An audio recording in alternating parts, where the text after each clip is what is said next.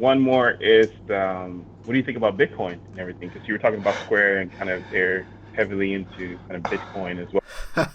2017, when the big Bitcoin bubble burst, or like when it was going up, I was so into like just all crypto. Like I was invested in Bitcoin, Litecoin, just like getting into all these, like when I say like I've got that kind of like, no, I wouldn't say addictive personality, but like a very, whatever I get into, I want to know everything. I have to understand the space. So I was like getting into ICOs because like at that point in time, for people that don't know, an ICO is an initial coin offering. So it's similar to like an IPO. So when a company first becomes public, they issue shares to the public.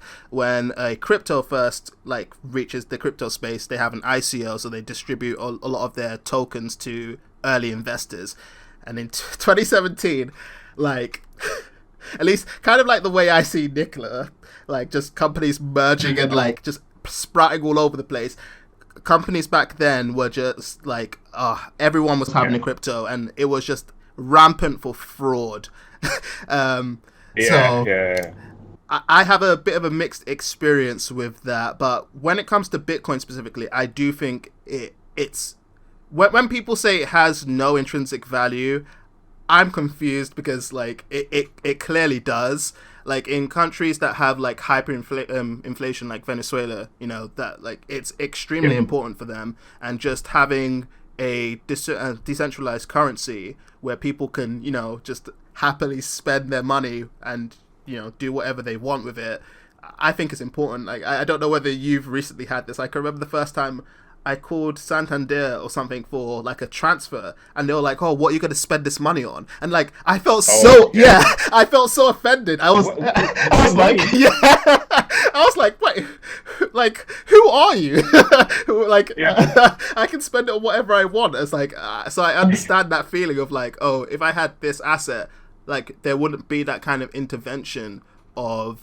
Sorry, I could go into this so much. I remember having this conversation with one of my best friends, like probably like let's say 6 years ago, and I just had the feeling like this paper money that we have, it's gonna go away. Like I see it being less and less useful, and like now even more so. That's why I guess at times you have to thank the pandemic. It's really spurring on innovation, but I think the negative aspect of that is I see a lot of countries will start to implement their own kind of digital currency, and there are loads of dangers with that, with governments potentially not at first controlling what you spend your money on, but incentivizing money being spent in certain places and slowly decentralizing it in other places.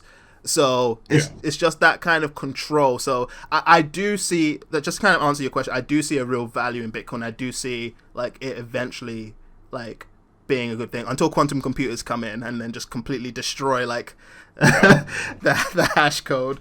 But good point. Good point. But yeah, what's your thoughts on it? I believe in it in the same way, and I think it was more evident the more I was traveling to different countries. I need to exchange more money, and I think basically when I was in Cuba, it was really interesting because they had like two different currencies. Okay. So one for the tourists and then one for the local people. And really? Oh wow, I didn't know that. Yeah, and it was just obviously the one for the local people is not worth anything. Oh wow. I think I had the best meal I've ever had for 5p. Wow. Okay. Chicken, rice, salad, drink, 5p. That's how much it was worth. Damn. Okay, I'm going to Cuba. And that, and then it was ridiculous. And like the more you travel, the more you see how important it is to have kind of a decentralized currency. But yeah, it'd be interesting to follow that space as well.